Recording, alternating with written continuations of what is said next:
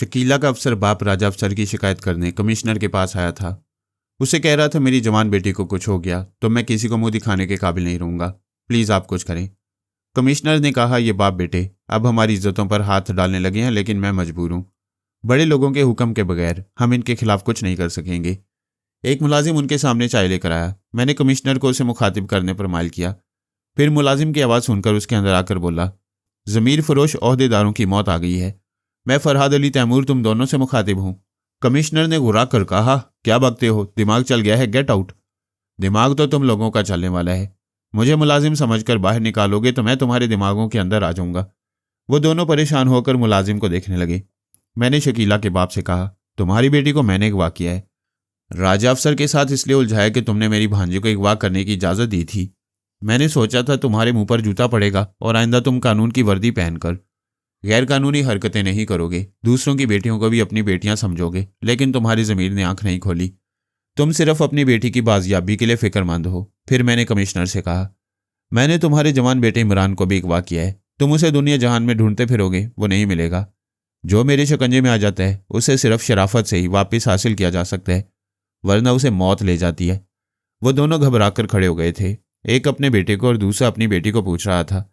मैंने कहा, सिर्फ इतना ही नहीं, मैंने सेक्रेटरी को भी गायब कर दिया। वो दोनों यूं सहम गए जैसे उन्हें भी गायब करने आया हूं।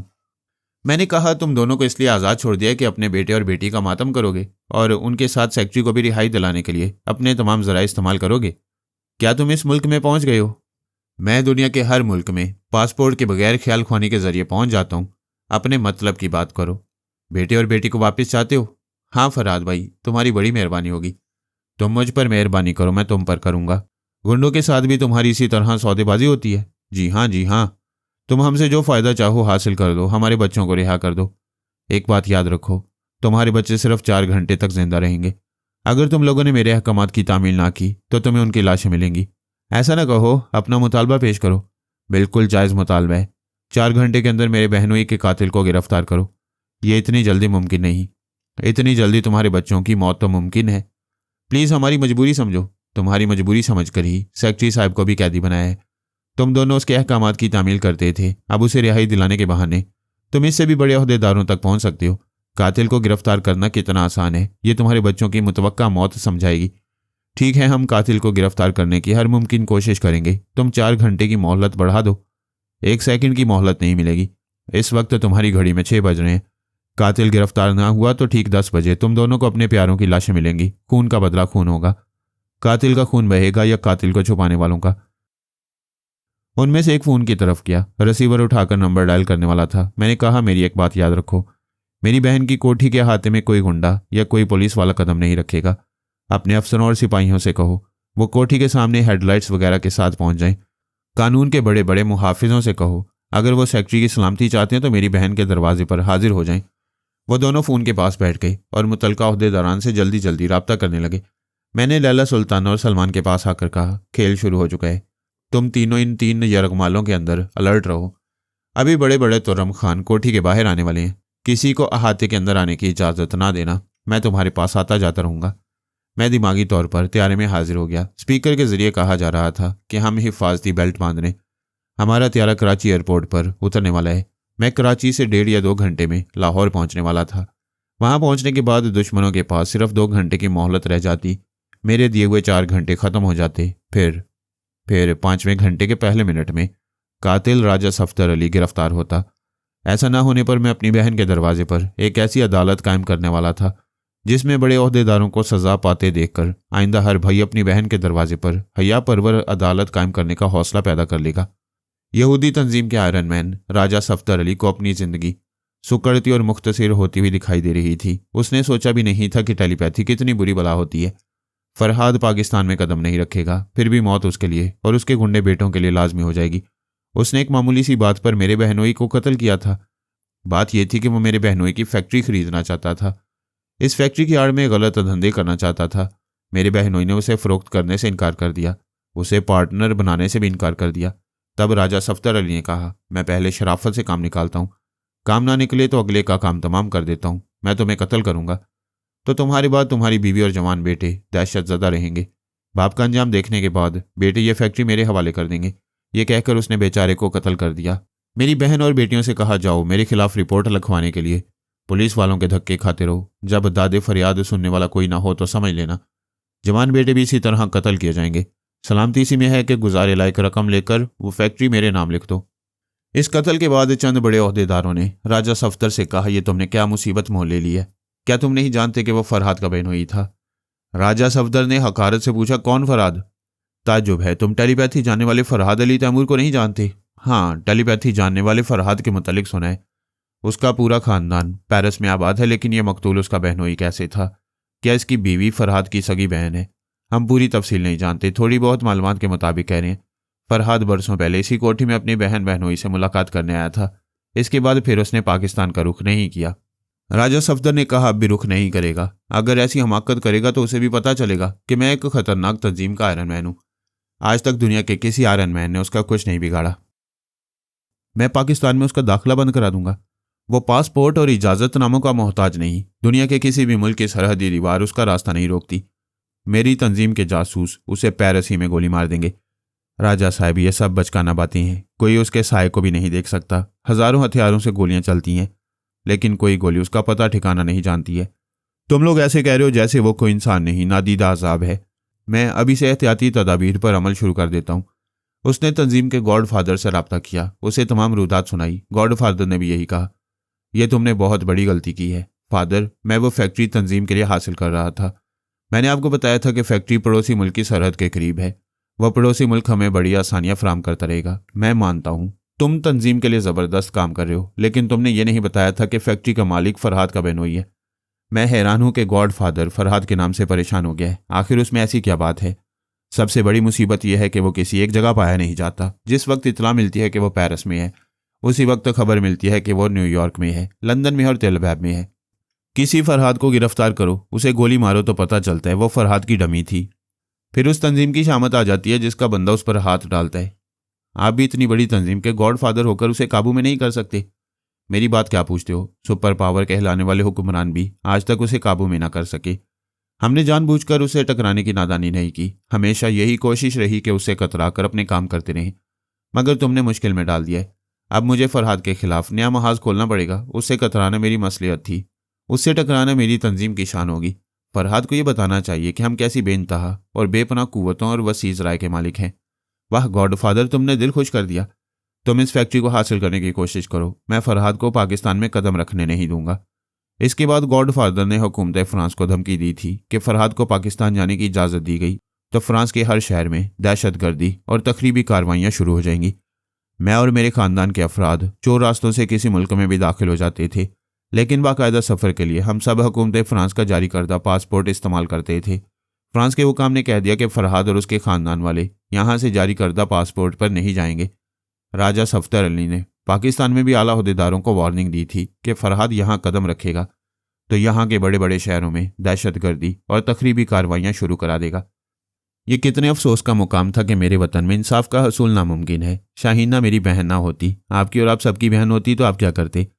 थाने और अदालत की दीवारों से सर टकराते, आला अहदेदारों को अर्जियां भेजते रहते, बड़े बड़े जिम्मेदार अफसरान के अखबारी बयानात तसल्लियां देते रहते कि कातिल को जल्द गिरफ्तार किया जाएगा।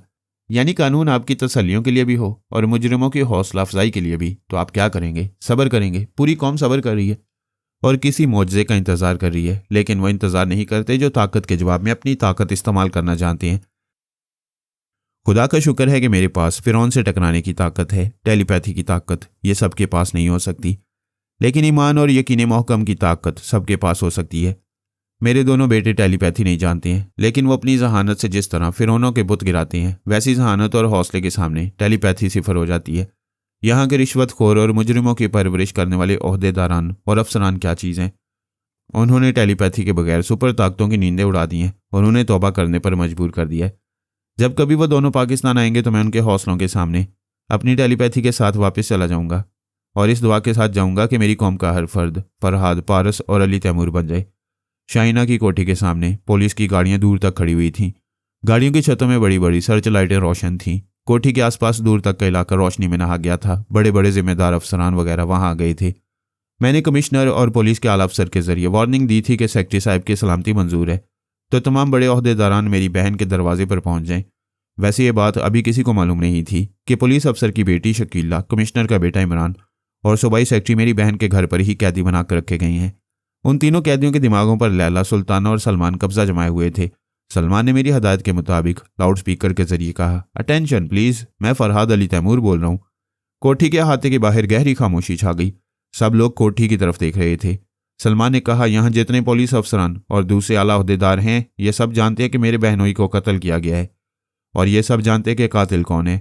मेरी इस बात से सब इनकार करेंगे और कातिल को छुपाने की कोशिश करते रहेंगे, लेकिन मुझे किसी के इनकार की परवाह नहीं है। मैंने तुम लोगों को इंसाफ मांगने के लिए नहीं बुलाया है। जब इस मुल्क में इंसाफ होगा तो इंसाफ जरूर मांगूंगा। अभी तो मैंने ये मुतालबा किया कि 4 घंटों के अंदर मेरे बहनोई के कातिल को गिरफ्तार किया जाए। उस मोहलत को 2 घंटे गुजर चुके हैं और सिर्फ 2 घंटे रह गए हैं। लैला ने पुलिस अफसर की बेटी पर कब्जा कर रखा था। वो उसे छत की बुलंदी पर लेकर आई। सुल्ताना कमिश्नर के बेटे को छत के सिरे पर लाई। सब लोग गर्दनें उठाए उन्हें देख रहे थे। अफसर ने कहा, बेटी तुम खैरियत से हो? कमिश्नर ने कहा, इमरान बेटे फिक्र ना करो, मैं आ गया हूँ। इमरान ने रिवॉल्वर निकालकर अपनी कनपट्टी से लगाते हुए कहा, फिक्र तो आप करेंगे, आपका ऊंचा ओहदा और रोब दबदबा भी मुझे जिंदगी नहीं दे सकेगा। वो परेशान होकर बोला, बेटे ये क्या कर रहे हो? रिवॉल्वर फेंक दो। सॉरी, मेरा दिमाग मेरे काबू में नहीं है। टेलीपैथी जानने वाले के कब्जे में है। ये जब चाहे मेरी उंगली ट्रैगर पर दबा देगा और मैं इसको रोक नहीं सकूंगा। पुलिस अफसर की बेटी शकीला ने भी अपनी कनपट्टी से रिवॉल्वर लगाते हुए कहा, तुम्हारी पूरी पुलिस फोर्स, तुम्हारे इक़्तिदार, तुम्हारी फिरौनी ताकत भी हमें नहीं बचा सकेगी। जो भी धोखा देकर अंदर आने की हमाकत करेगा उसे हमारी लाश मिलेगी। फिर सलमान ने सूबाई सेक्रेटरी के जरिए स्पीकर से कहा, देखो और समझो, ये टेलीपैथी है।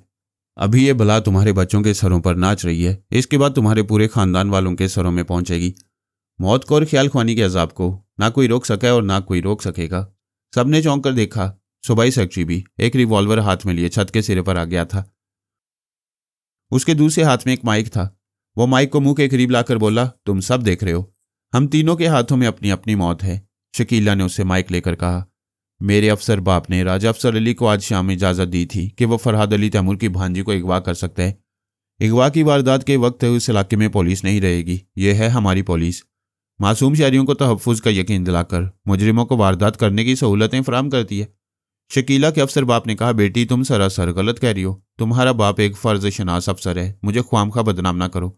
कोठी के सामने सिर्फ पुलिस की गाड़ियां नहीं थी, बेशुमार लोगों की भीड़ भी बढ़ती जा रही थी। उनमें राजा अफसर अली भी छुपकर तमाशा देखने आया था।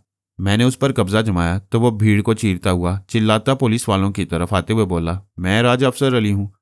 दुनिया वालों, मैं सबके सामने एतराफ़ जुर्म करता हूँ। मेरे जुराइम में ये पुलिस अफसर हमेशा शरीक रहा है। मेरे बाप राजा सफ्तर अली ने इस अफसर को बेटी की शादी के लिए 30 लाख रुपए दिए थे। तब से ये अफसर वर्दी पहनकर जुर्म करता रहे और आज शाम इसी के ताउन से मैंने फरहाद की भांजी को अगवा करना चाहा था, वो अगवा ना हो सकी। खुद इसकी बेटी अगवा होकर यहाँ पहुंच गई है। पुलिस अफसर के इशारे पर चंद सिपाही राजा अफसर को पकड़कर उसका मुंह बंद करना चाहते थे, लेकिन मैं उसे सिपाहियों से बचाता रहा। आखिर उसने बात पूरी की। डिस्ट्रिक्ट मजिस्ट्रेट ने हुक्म दिया कि पुलिस अफसर और राजा अफसर अली को हिरासत में रखा जाए। हुक्म की तामील की गई। दोनों को हिरासत में ले लिया गया। इमरान ने शकीला से माइक लेकर कहा, मेरे कमिश्नर बाप को राजा सफ्तर अली की तरफ से इतना भत्ता मिलता है कि इस भत्ते ने मेरे बड़े भाई को अमेरिका पहुंचा दिया है। अब मैं भी लंदन में आला तालीम के लिए जाने वाला था। इससे अंदाज़ा किया जा सकता है कि मेरे बाप जैसे बाख्तियार लोग हमारे मुल्क में कैसी अंधी कमाई करते हैं और किस तरह गरीब अवाम इंसाफ से महरूम होते जा रहे हैं। कमिश्नर ने डिस्ट्रिक्ट मजिस्ट्रेट के सामने आकर कहा, बेशतर ओहदेदार अपनी औलाद का मुस्तकबिल शानदार बनाने के लिए रिश्वत लेते हैं। मैं भी ये चाहता था कि यहाँ से जितनी दौलत हासिल कर सकता हूँ करूँ, फिर अपनी औलाद के साथ यूरोप या अमेरिका में आबाद हो जाऊँ। लेकिन जवान बेटा मौत के मुंह में जा रहा हो तो मैं रिश्वत की दौलत और झूठी इज्जत लेकर क्या करूँगा। फिर वो चीख चीख कर बोला, मैं फरहाद अली तैमूर से मुखातिब हूँ, अपने जुराइम का इतराफ़ करता हूँ, उससे दरख्वास्त करता हूँ कि मेरे बेटे की जान बख्श दे। मैं एलानिया कहता हूँ कि राजा सफ्तर अली ने फरहाद के बहनोई को कत्ल किया है और मेरे सामने कत्ल का इतराफ़ करते हुए वादा किया था कि अगर मैं कत्ल के इस केस को सामने आने से पहले ही दबा दूं तो वो अमेरिका में मेरे बड़े बेटे के अकाउंट में $10,000 जमा करा देगा। उसने अपना वादा पूरा किया और मैंने भी इस केस को चुपचाप ख़त्म कर देने में कोई कसर नहीं छोड़ी। इस एतराफ़ के बाद अब मैं मुजरिम हूँ। मेरा बेटा मासूम है, उसे छोड़ दो। इसके हाथ से रिवॉल्वर ले लो, मेरी जान निकली जा रही है। डिस्ट्रिक्ट मजिस्ट्रेट ने हुक्म दिया कि कमिश्नर से तहरीरी बयान लिया जाए। छत के सिरे पर खड़े हुए सूबाई सेक्रेटरी ने कहा, आज यहाँ खुद को बेबस देखकर यकीन हो गया है कि सिर्फ खुदा की खुदाई पायदार है, हमारी ज़मीन की खुदाई नापायदार है। हमारा इक़्तिदार, हमारी ताकत, दौलत और इज्जत किसी वक्त भी खाक में मिल जाती है। मैं एतराफ़ करता हूँ कि मैं भी राजा सफदर अली के जुराइम का राजदार हूँ। अगरचे फरहाद के बहनोई के कत्ल का चशमदीद गवाह नहीं हूँ, लेकिन मुख्तलिफ जुराइम की पर्दापोशी करता रहूँ, इसलिए इसे मुजरिम और कातिल कहता हूँ। उसे गिरफ्तार किया जाए। फरहाद ने उसकी गिरफ्तारी के लिए जो मोहलत दी है उसमें सिर्फ 40 मिनट रह गए हैं। डिस्ट्रिक्ट मजिस्ट्रेट ने खला में दाएं बाएं देखते हुए कहा, यहाँ जुर्म का इतराफ़ करने वाले फरहाद का जिक्र कर रहे हैं और छत पर खड़े हुए 3 अफराद ऐसी हरकतें कर रहे हैं जैसे इनका दिमाग खुद उनके बस में ना हो, किसी ने जादू टूना किया हो। अगर इसे टेलीपैथी कहते हैं तो फरहाद कहाँ है? अगर यहाँ है तो प्लीज़ मुझसे गुफ्तगू करे। उसने खामोश होकर जवाब का इंतज़ार किया, फिर कहा, मैं कैसे यकीन करूं कि ये तीनों टेलीपैथी के जरिए कैदी बनाए गए हैं जबकि फरहाद यहाँ नहीं है? फिर उसने बुलंद आवाज़ में कहा, मिस्टर फरहाद, मैं इंसाफ करूंगा, कातिल को गिरफ्तार करूंगा, लेकिन तुम्हारे बहनोई के कत्ल का यहाँ कोई चशमदीद गवाह नहीं। तुम गवाही और सबूत के बगैर राजा सफदर की गिरफ्तारी का मुतालबा न करो। सलमान ने सूबाई सेक्रेटरी की जुबान से पूछा, क्या हम जैसे बड़े बड़े ओहदेदारों की गवाही काफ़ी नहीं है, जबकि हम राजा सफदर के जुराइम के शरीक रहे हैं? तुम्हारे जैसे मोतबर लोगों की गवाही पर राजा सफदर का मुहासबा किया जा सकता है, उसके खिलाफ तफ्तीश हो सकती है, लेकिन इतने बड़े आदमी को सबूत के बगैर गिरफ्तार नहीं किया जा सकता। राजा अफसर सिपाहियों के दरमियान हिरासत में था। वह अचानक ही हिरासत से निकलकर भागता हुआ कोठी के अहाते में आया। मैंने लैला से कहा, तुम शकीला के रिवॉल्वर को राजा अफसर के पास फेंक दो। शकीला ने लैला की मर्जी के मुताबिक छत पर से रिवॉल्वर को फेंका। मैंने राजा अफसर से उसे कैच कराया। फिर राजा अफसर ने डिस्ट्रिक्ट मजिस्ट्रेट से कहा, आप फरमाते हैं सबूत और गवाही के बगैर गिरफ्तार नहीं किया जा सकता। इस वक्त मेरे दिमाग पर फरहाद सवार है। ये इस रिवॉल्वर के जरिए मेरे हाथ से मुझे कत्ल कर रहे। मेरे कत्ल के बाद आप किस कातिल को गिरफ्तार करेंगे? आपके पास क्या सबूत है कि मुझे फरहाद कत्ल कर रहे? यहाँ कौन चशमदीद गवाह फरहाद को कत्ल करते देख रहा है? वह रिवॉल्वर को अपनी कनपटी से लगाकर बोला, जनाब मजिस्ट्रेट साहब, मेरे बाद ऊपर छत पर खड़े हुए तीनों अफराद भी आपके साथ कत्ल होंगे। इसके बाद मेरा दूसरा भाई और इसके बाद मेरा बाप राजा सफदर अली कत्ल होगा। ये जानते हुए भी कि कातिल फरहाद है, आप उसे सबूत और गवाही के बगैर गिरफ्तार नहीं कर सकेंगे। मेरे बाप को रिश्वतखोर ओहदेदार बचाती हैं, फरहाद को टेलीपैथी बचाएगी और आप कत्लो खून रेजी का तमाशा देखते रहेंगे।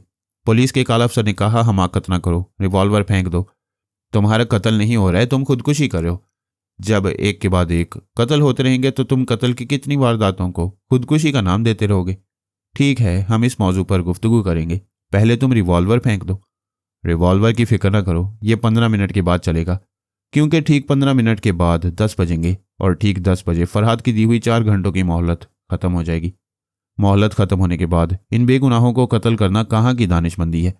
फरहाद का बहनोई भी बेगुनाह था, उसे कत्ल करना कहाँ की दानिशमंदी थी? डिस्ट्रिक्ट मजिस्ट्रेट आला ओहदेदारान से मशवरे करने लगा।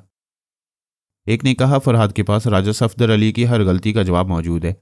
दूसरे ओहदेदार ने कहा, 10 बजने के लिए सिर्फ 10 मिनट रह गए हैं, पहले किसी भी तरह मोहलत की मुद्दत बढ़वाई जाए, वरना ये कत्ल करेगा तो हम कुछ नहीं कर सकेंगे, बेबसी से देखते रह जाएंगे। पुलिस के एक आला अफसर ने कहा, भाई ये सब खोखली धमकियां हैं, क्या कत्ल करना इतना आसान है, वो भी हम पुलिस वालों के सामने? एक ने कहा, ऑफिसर मालूम होता है आप टेलीपैथी के मुताल्लिक कुछ नहीं जानते, बेहतर है हम ये 9 मिनट ज़ाया न करें, फरहाद से थोड़ी मोहलत और मांग लें। एक ओहदेदार ने बुलंद आवाज़ में कहा, मिस्टर फरहाद, हमें तुम्हारा मुतालबा मंजूर है, हम राजा सफदर को गिरफ्तार करेंगे, हमें उसे तलाश करने की मोहलत दो। जो मोहलत दी गई थी उतनी देर में फरहाद यूरोप से पाकिस्तान पहुंच गए और तुम एक ही शहर में रहने वाले बदनाम मुजरिम को गिरफ्तार ना कर सके। फ़राइज़ की अदायगी को पसे पुश्त डालकर बहाने करना और मुजरिमों को पनाह देना तुम लोगों को खूब आता है। फरहाद भी ऐसे हथकंडे जानता है, वो खून के बदले खून करेगा और एक खून करेगा तब दूसरी बार राजा सफदर को गिरफ्तार करने की मोहलत देगा। डिस्ट्रिक्ट मजिस्ट्रेट ने कहा, राजा अफसर हमारे जवाब में तुम ना बोलो, फरहाद को बराह रास्त हमसे बातें करने दो।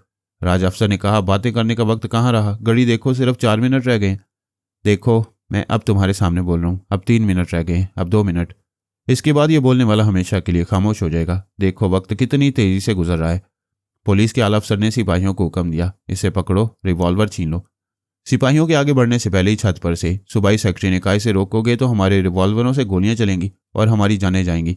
क्या एक को बचाने के लिए 3 को मरते देखना चाहते हो? मजिस्ट्रेट ने सिपाहियों को रुकने का हुक्म दिया। उसी वक्त मोहलत का आखिरी सेकंड गुजर गया। राजा अफसर ने ट्रैगर को दबा दिया, फिर तड़पकर उछलकर जमीन पर गिर पड़ा। ठाई की आवाज़ के बाद गहरी खामोशी छा गई।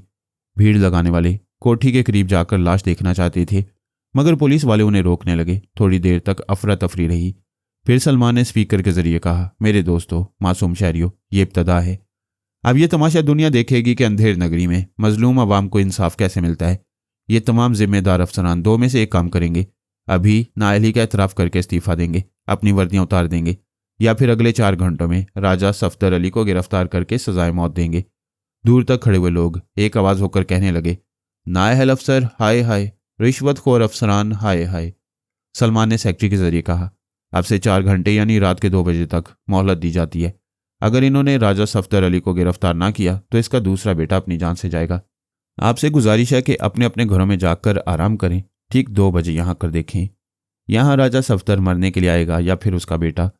दूसरे बेटे की मौत के बाद कानून के मुहाफिजों पर से एतमाद उठ जाएगा। फरहाद अली तैमूर आज सुबह 6 बजे खुद राजा सफदर को गिरफ्तार करके लाएगा और आपके सामने उसे सजाए मौत देगा।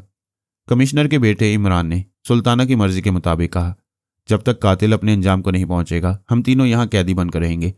ये ना समझा जाए कि राजा सफदर के इबरतनाक अंजाम के बाद इस कोठी के किसी फर्द को गिरफ्तार किया जा सकेगा। फरहाद के तमाम टेलीपैथी जानने वाले नाअहल और फरीबी अफसरान की औलादों और दूसरे अजीज़ों के दिमागों में जगह बना रहे हैं। फरहाद की बहन या उसके बच्चों को कोई आंख भी दिखाएगा तो उसके प्यारों की, उसकी औलादों की आंखें निकाल ली जाएंगी। सेक्रेटरी ने कहा, इस कोठी के हाथ में सिर्फ 4 सिपाही आकर राजा अफसर की लाश ले जा सकती हैं, उसके बाद कोई यहाँ कदम ना रखे। हम छत पर से कोठी के अंदर जा रहे हैं। जाने से पहले मैं अवाम से कहता हूँ कि आज फरहाद ने जो अदालत बहन के दरवाजे पर कायम की है, उसके दरवाजे आपके लिए खुले रहेंगे। जिसे इंसाफ नहीं मिलेगा उसे 4 घंटे के अंदर इस अदालत से इंसाफ मिल जाएगा। तमाम लोग फरहाद जिंदाबाद के नारे लगाने लगे। आला ओहदेदारान ऐसे वक्त अवाम का सामना नहीं कर सकते थे। वो जल्दी जल्दी अपनी गाड़ी में बैठकर जाने लगे। सिर्फ पुलिस वाले रह गए, क्योंकि रात के 2 बजे फिर सुबह 6 बजे वहाँ अदालत लगने वाली थी। राजा अफसर अली की मौत ने तमाम मगरूर ओहदेदारान और मुजरिमों की सरपरस्ती करने वाले अफसरान को यकीन दिला दिया था कि फरहाद अपने बहनोई के कत्ल के मामले में 1 सेकंड की भी मोहलत और रियायत नहीं देगा। रात के 2 बजे और सुबह 6 बजे कातिल और उसका दूसरा बेटा अपने भयानक अंजाम को जरूर पहुंचेंगे।